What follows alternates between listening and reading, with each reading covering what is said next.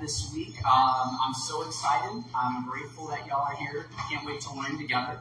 Last week, we spoke a little bit about what it means to be made in the image of God and how this concept kind of shapes our understanding of a lot of relevant issues.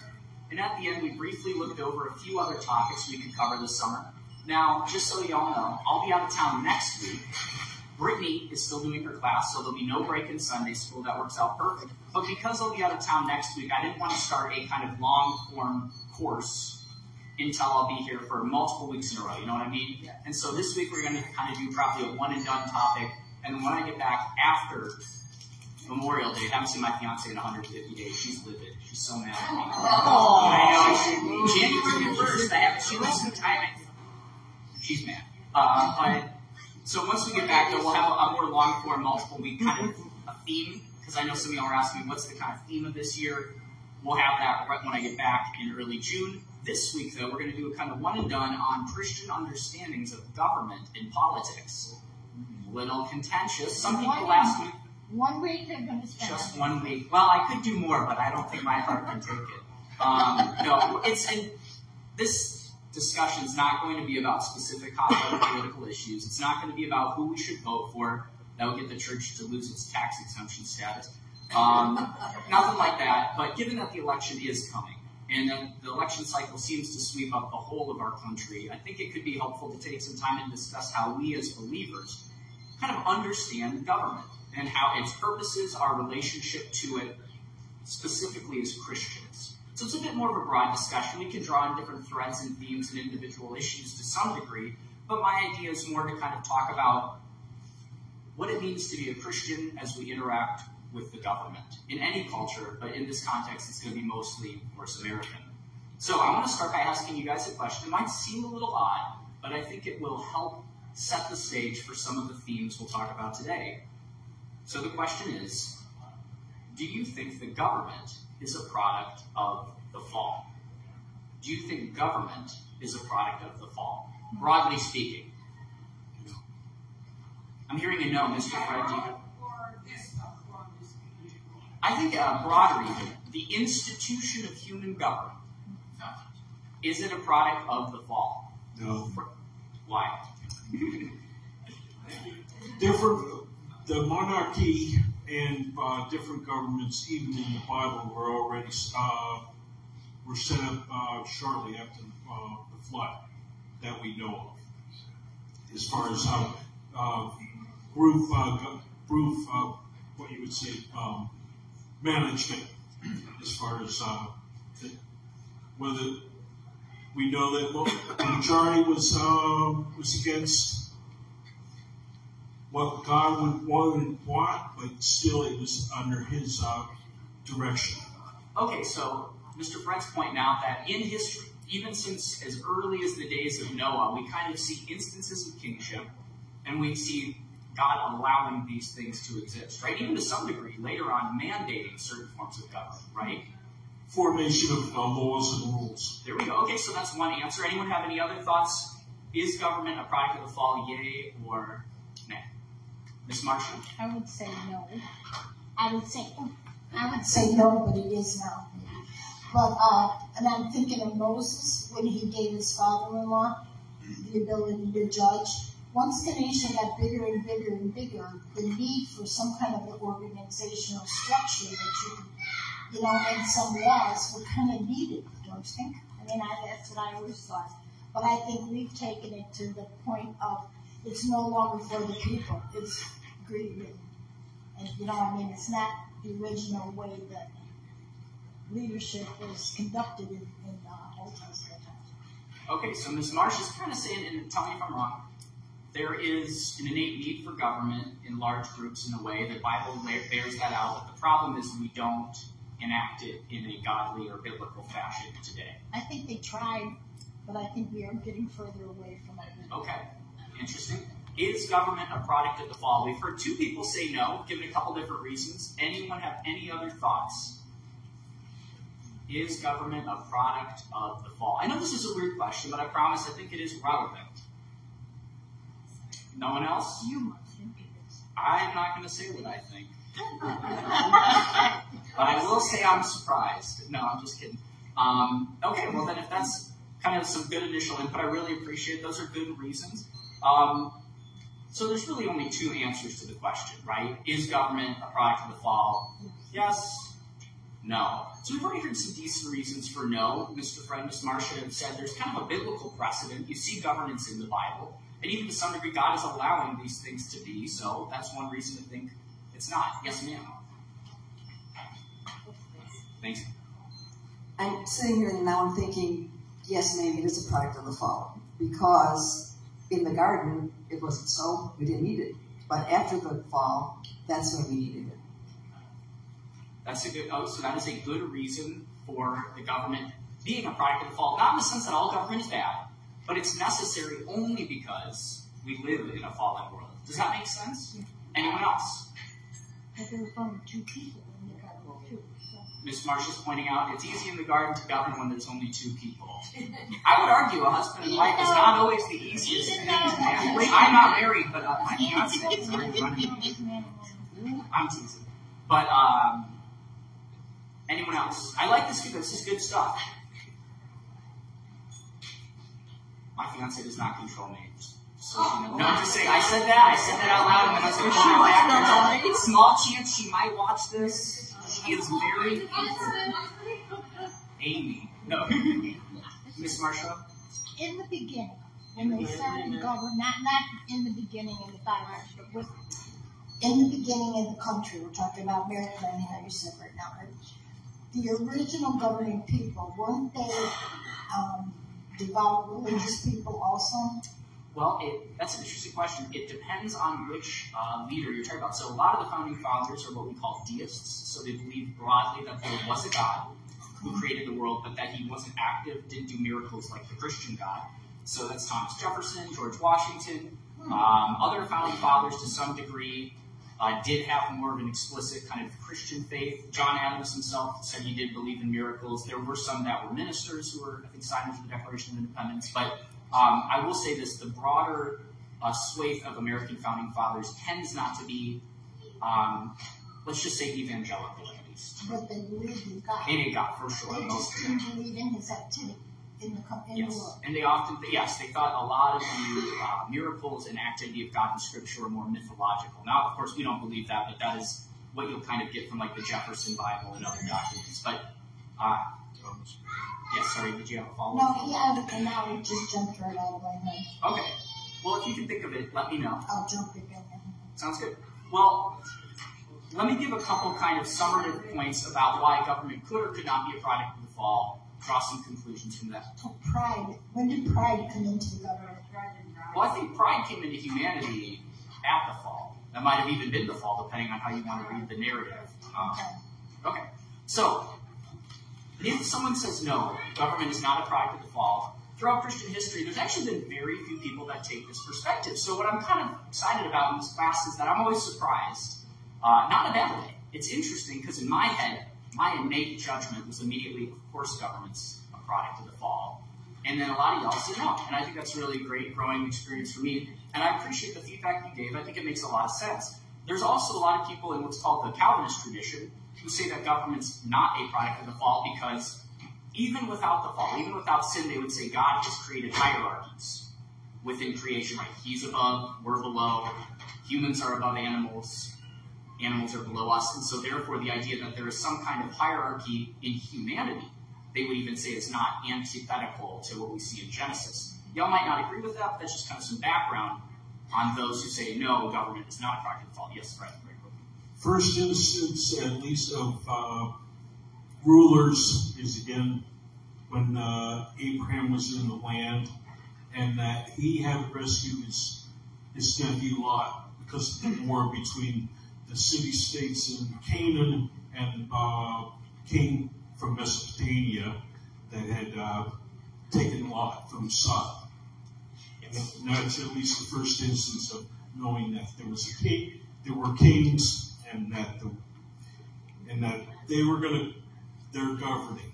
And then God had to intercede with Abraham, even with 318 servants, to get Lot back through a miracle and good strategy. I appreciate it. That's another example of early on in the Bible. We do see instances of government already existing. We don't see them innately condemned. That's good to point out. Anyone else real quick? I did not expect this question to get so much feedback, but I love it. Now, if there are people, though, and I actually talked to my grandfather. I was hoping he'd raise his hand because I knew what he'd say. But there are people who do think government's a product of the fall, and the reason for this in church history, right? This goes all the way back to like Augustine, early church figures, Middle Ages. Aquinas says similar things.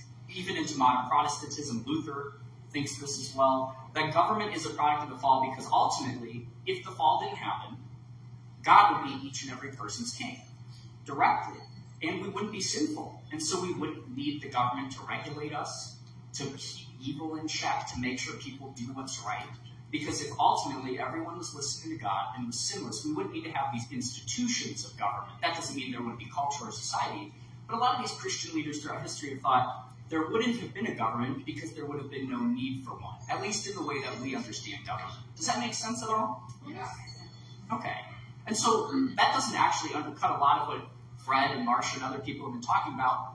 God doesn't say government's a sin or anything. God allows government. God, in fact, by allowing it to exist in some way, ordains the institution post-fall. But I do think you can see there's arguments both sides why the government might be considered, at least in one way, a product of the fall, even if it exists now and is not necessarily a bad thing. Does that make sense? Any thoughts? Any questions? Ms. Marshall? I will let you go 2 more times. No, I'm just kidding. 70 times. Sorry. No, yeah, because you messed my mind up. Oh. I'll think of it again. Oh, okay. Is this too loud? I feel now really No. loud. Okay. No, I dislike my own voice. Paul? I feel like I sound like a frat guy. It just something that occurred to me. I mean, we're talking about, like, is government a result of the fall? Like, which system of government? For instance, in the garden, I don't know if in the garden you would call it a theocracy, but in a sense it kind of was, because God was in charge. You know, there was a hierarchy, so by definition, what do you mean by government? I think that's a great kind of nuance to point out, Paul. What I mean by government in this case is kind of just human-led institutions created for the purpose of stopping evil, organizing people around certain causes, bringing justice, those kinds of functions.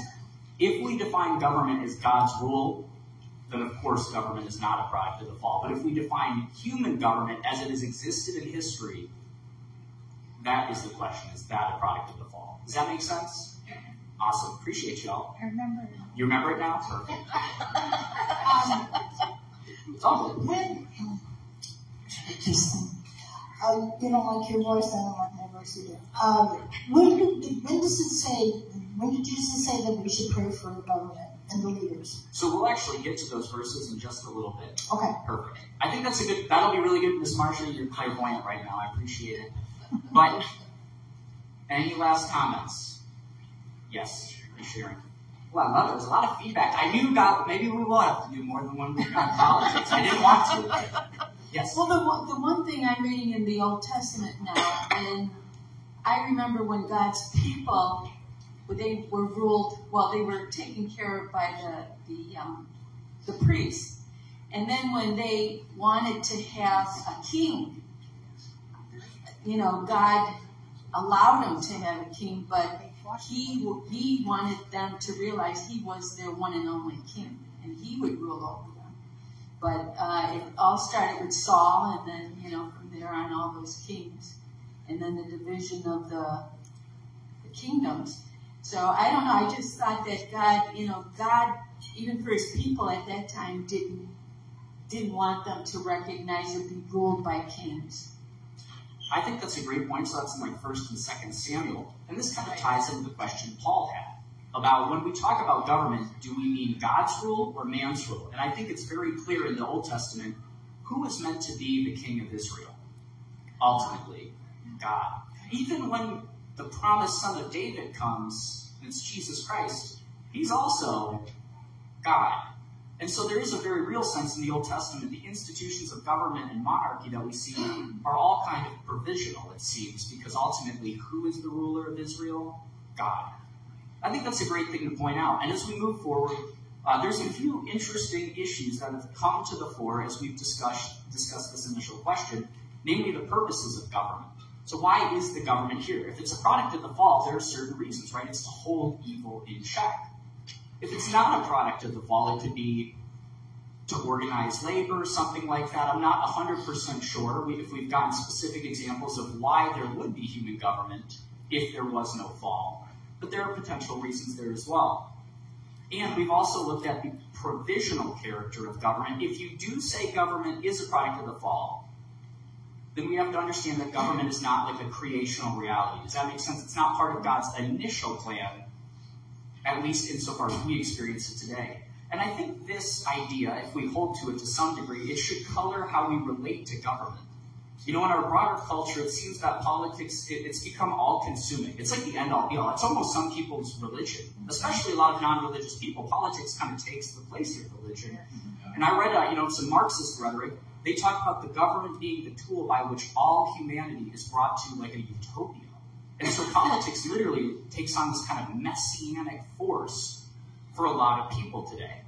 However, I want to argue that if we believe the government is a product of the fall, or at least we think that's a reasonable Christian interpretation, you might not hold that, it does mean that the Christian understanding of government is already a little bit different than the wider world. We don't see the government as absolute. By its nature, it's contingent, it's limited. I want to make it clear that this isn't some like libertarian argument for small government, but what it is just saying that because government is not part of God's initial creation, it can't be seen as an absolute good or the key to solving every problem.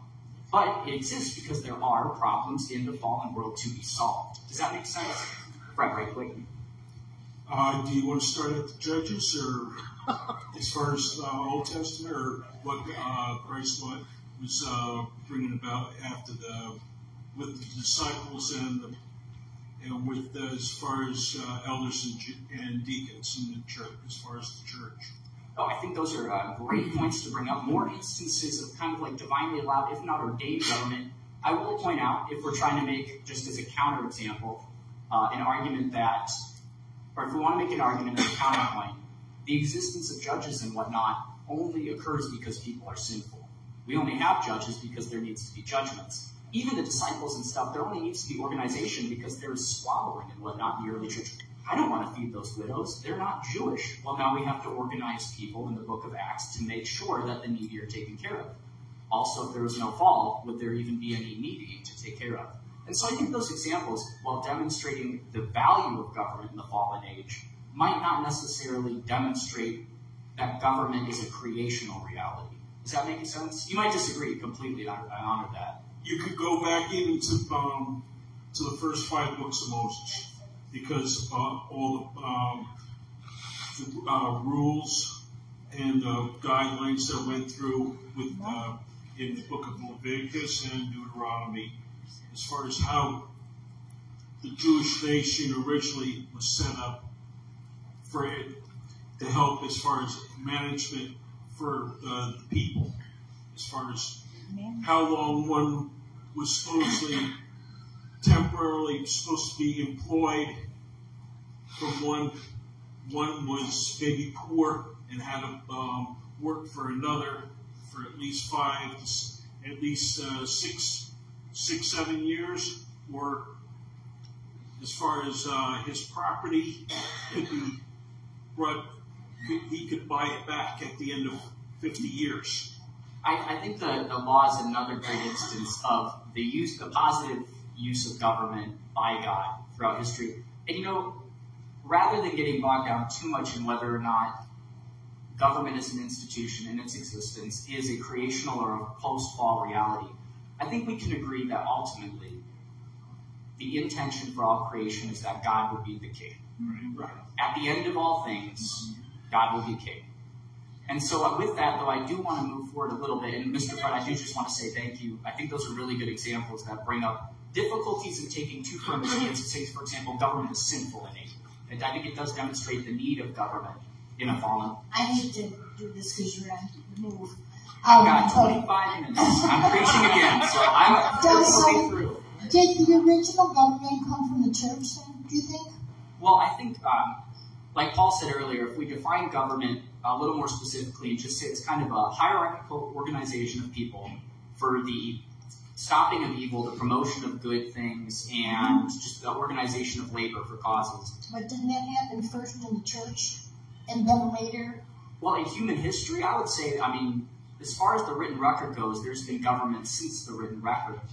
There's been kings in ancient Mesopotamia and whatnot. So by government in that very broadest sense, even before we have writing, there's probably some things that we recognize as government.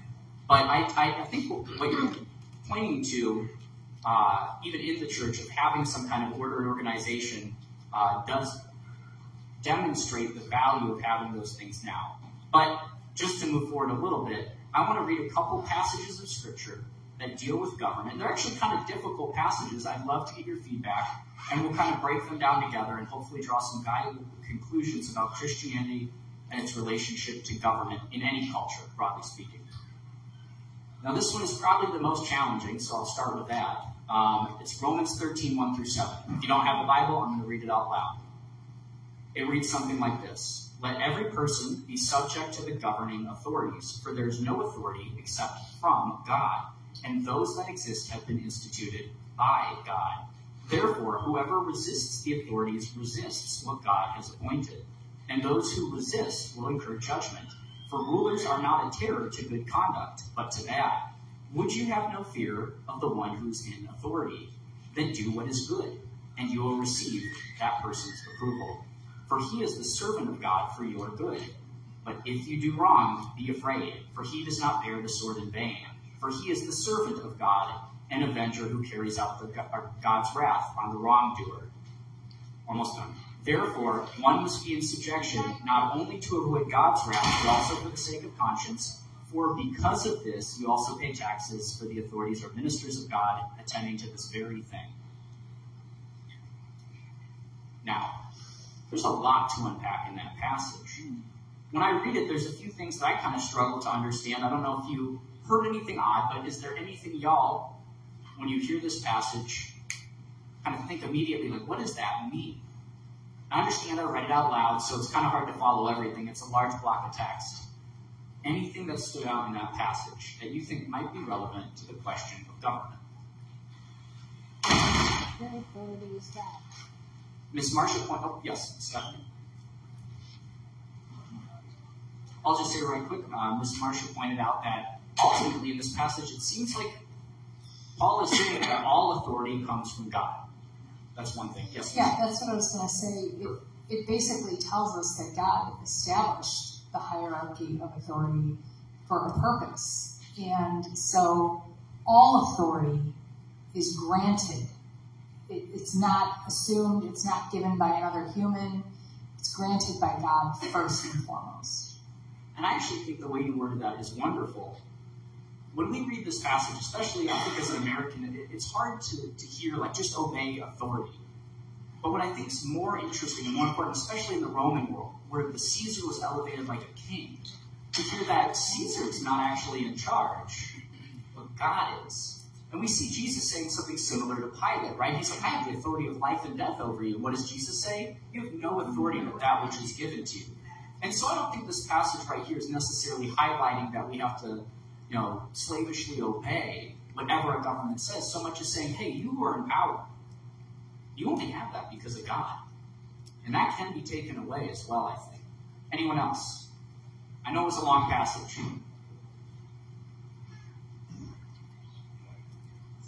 Fred? In that particular time period, at least during the Roman Empire, at least as far as government around, then the emperor still had some kind of, he might have been the head, but the Senate was still involved as far as their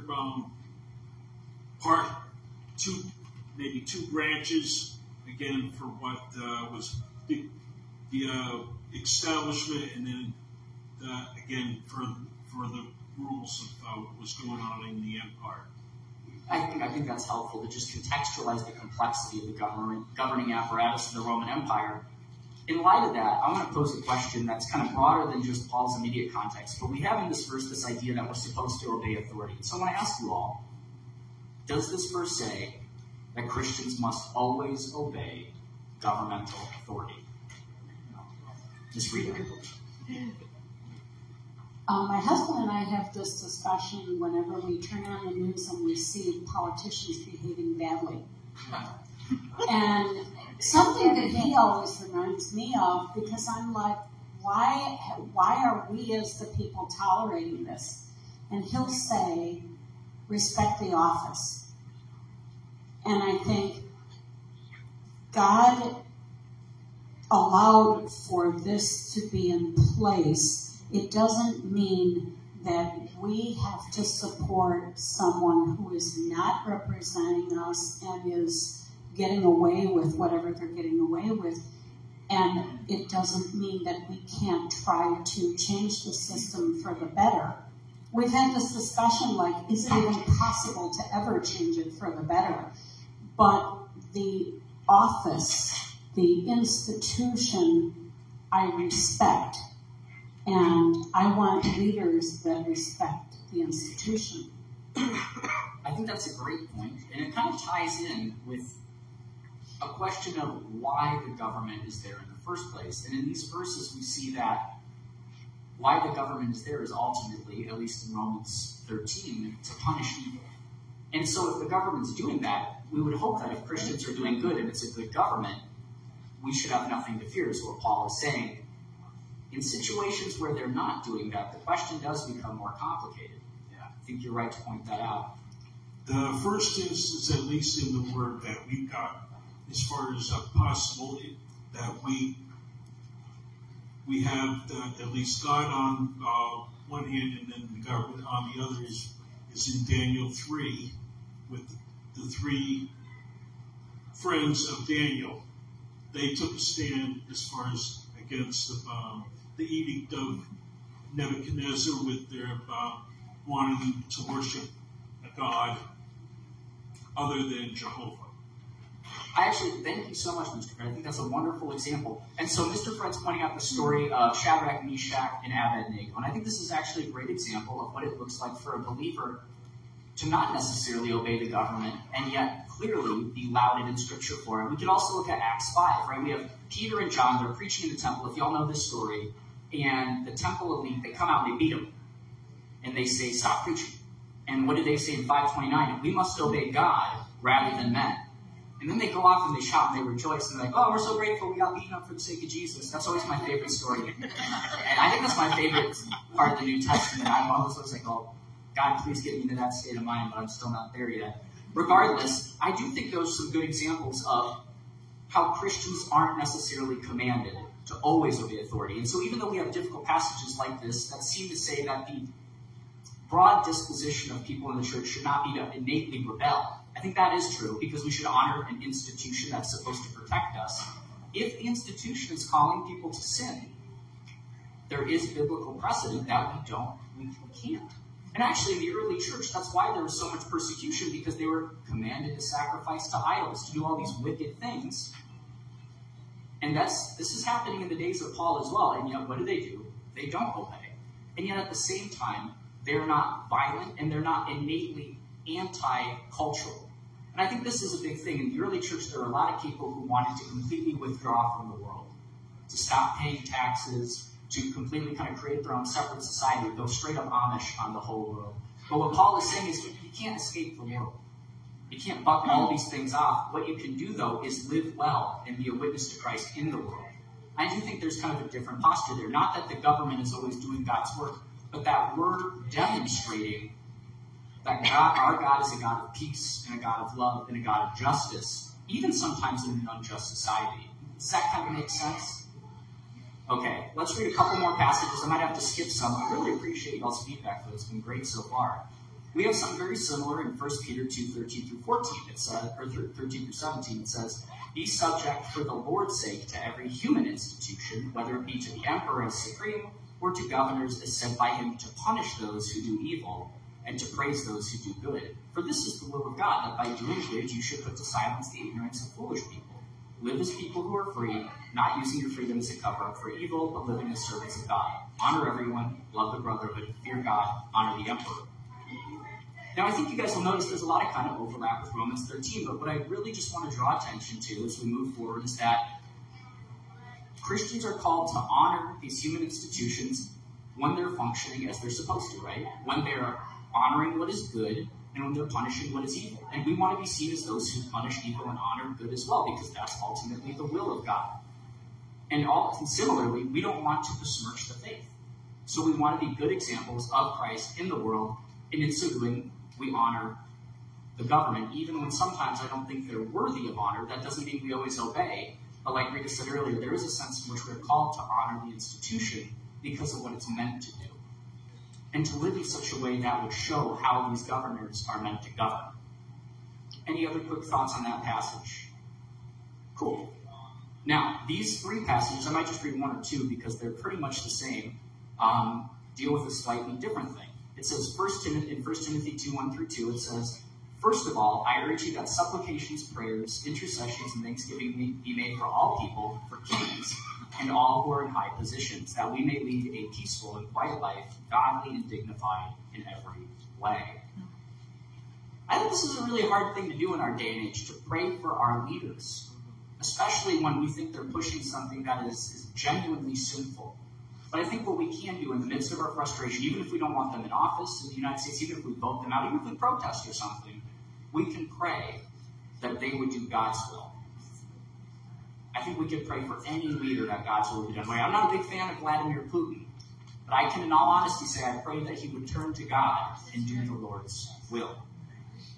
And so Christians, as they interact with government, should will the good of the government in the sense that they move towards God, because God is good. Once again, that doesn't mean you have to always listen. Doesn't mean you have to like the people individually, but you can pray that they would do the will of God. And that can be a hard prayer in this day and age, but I think it's something we should remember, and it helps us not hate people. It's really easy to hate people we don't know, especially when we see them on the TV 24/7, but to pray for our leaders, I think, is an important thing in this day and age. And then finally, Matthew 22:21, "Render to Caesar the things that are Caesar's, and to God the things that are God." Now, I always think this is kind of an interesting verse, because in one sense, I was always taught everything belongs to God. So, I want to ask you all, just a quick couple answers. What are the things that are Caesar's, and what are the things that are God's? Any thoughts? Miss Rita? I'm an accountant and I deal with this all the time. We have a tax rate. We have unemployment taxes, state taxes, federal taxes, and they are to support the government. In theory, theoretically, they're to support the services that we need. So that's Caesar's, that's our Caesar. We pay taxes to support government services.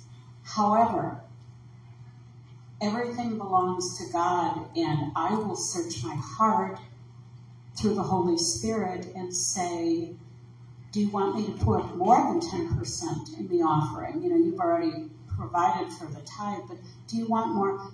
Show me who's struggling. Show me who I can help. And I think it's an attitude of, I am obligated to pay for the government services that are supposed to help us all. But beyond the obligation, the attitude of my heart should be, God, what do you want me to do with what you've trusted me with? I think that's a good point. Ultimately, as we've seen a lot of these verses, there are purposes of government. And ultimately, in some ways, the core purposes of government are instituted by God, right? Punishment of the wicked, praising of what is good, protecting of the innocent.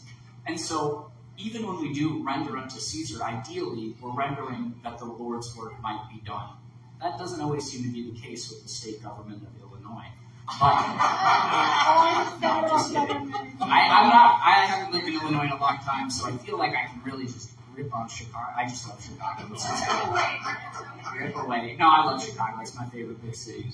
But I want to just kind of summarize a few key takeaways from these texts that should kind of inform how we understand government as Christians. So one, Christians are not innately in conflict with government, right? Innately we're not.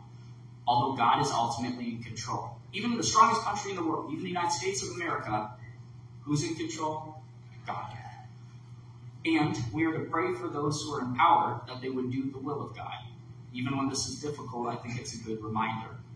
Now, we've looked at these different passages, and I want to kind of brush over, we only got a couple minutes left, but the main functions of government. We've already talked about them a bunch, but I want to say in these passages we get a couple main kind of things that government is meant to do biblically. One, bring justice, punish the wicked. We saw that in Romans 13:3 and in 1 Peter 2. So the idea that rulers are there not as a terror innately, but to do good and to hold evil in check. And then second, the government is meant to protect the innocent and provide safety so that people are free to live peaceably. We saw that in 1 Timothy 2:1-2. It would also be in Titus 3-1. And so I just want to argue, based on these passages that explicitly talk about like kings and rulers and stuff in the New Testament, we have two primary functions of human government: bringing justice, protecting the peace. Does that make sense? Mm-hmm. Now y'all might be saying, that's not a lot. Government does a lot more than that. And I don't want to claim that other government programs and stuff are innately sinful or innately bad, but I do want to actually argue that the primary function of government is to do those things, and oftentimes when it steps into other arenas, it's because the church hasn't been the church. I don't think it would be right I'm glad we, not like the medieval Catholic Church, aren't executing people. I think that's a good thing that the church doesn't do that. But I am a little sad sometimes that the church isn't the source of help for the needy all the time. The reason that the government stepped in the 18 and 1900s, Social Security, Medicare, all these things, is because there are a lot of needy people.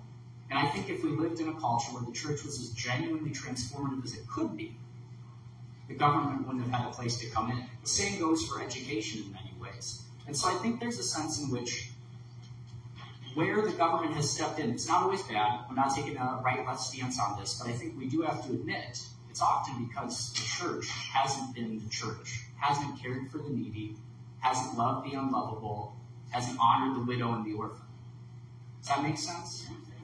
Brittany. So historically, the church has stepped in into these, and fulfilled those roles. 100%. And then the government, trying to get a bigger piece of the pie, they also then step in. So, it's, I think maybe a chicken and the egg sort of question is the church not doing its job, or is the government overstepping its bounds? And then that leads me into, then what do we do as Christians when the government acts beyond their scope or is not acting, in the two ways that you've laid out? They're not protecting life. We have a government that supports killing children.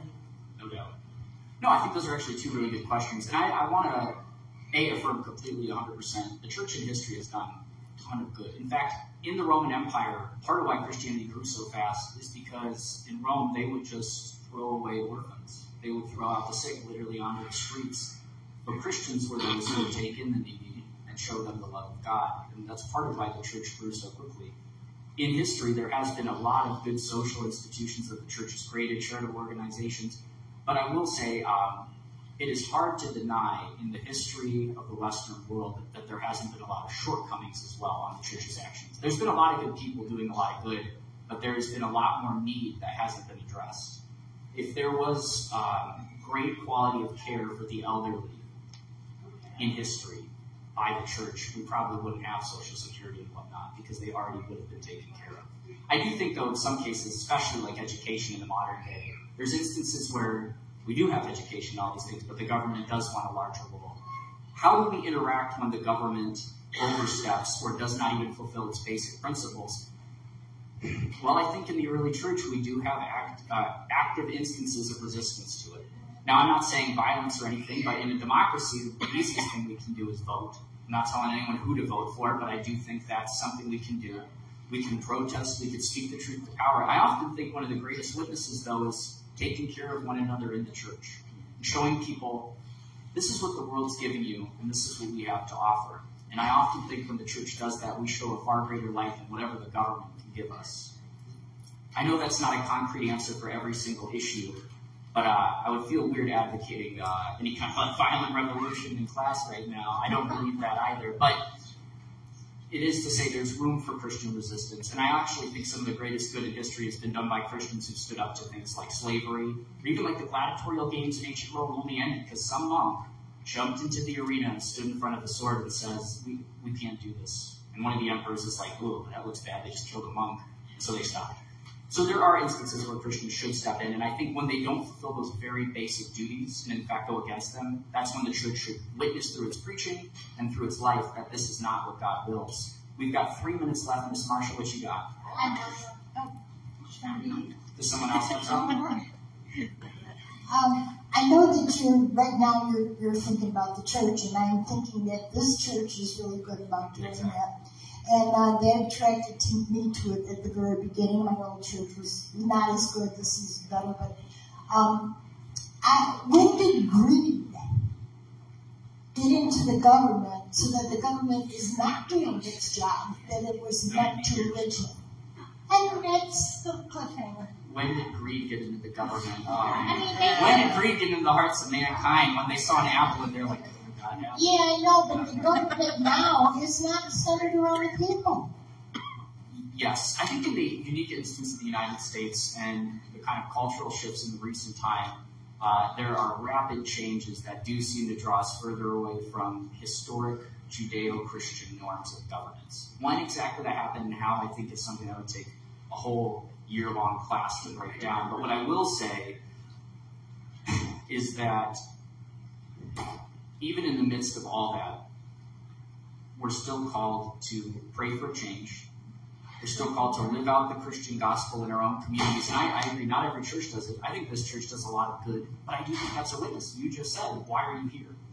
Because you saw some of that enacted. And so my hope is that if people consistently do that, that there would be cultural change, and that leads to governmental and political change as well.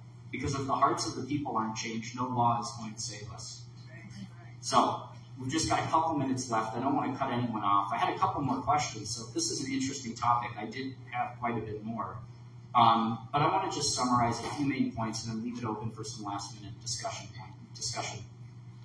I think we as Christians believe that whether or not government is a product of the fall, we should understand that God is ultimately in control, and that God ultimately intends to reign, and that in this kingdom of God that kind of dwells within us, we should live as though God is reigning, because in one sense he is, and in another sense he will be. Government is meant to bring justice, to protect the innocent and judge evildoing. And when the government fails to do so, I think the church steps up and says, you're falling short of what God put you in place to do. And then we should also live that out as an example to the wider world. And then finally, as I've already mentioned, our allegiance is to God above any state, but we respect the role government can play in this fallen world, because though we have a heavenly citizenship, the very existence of government isn't a sin, but a stopper of a lot of evil. And so there is a place of honor, even though we have to be critical in many instances. And then let's see. I did have some questions that I think were going to be fiery, but we only got a minute or two left. I was going to talk about, can Christians participate in government without compromising their values? How do you vote for someone if you think that they're a mixed bag? Something like that. But I don't know if that's at all interesting. We're at 10:55. I just want to... It's interesting. Yeah, I mean, when's the last time there's just been a candidate where you've been like, that guy is solid as a rock? I don't know if there ever has been one. I look back at George Washington with some fondness, but he had his own major flaws. Last minute questions and thoughts. It's 10:55. Well, then I'll just say I really appreciate y'all. I hope this was at least interesting to look at some of these passages, especially. Yeah, and I appreciate y'all. In 2 weeks, I'll be back in Brittany teaching next week, so be there, but be square. And I'll know what the broader topic for the coming weeks will be by the time I get back. So thank you all for your participation. I really appreciate you.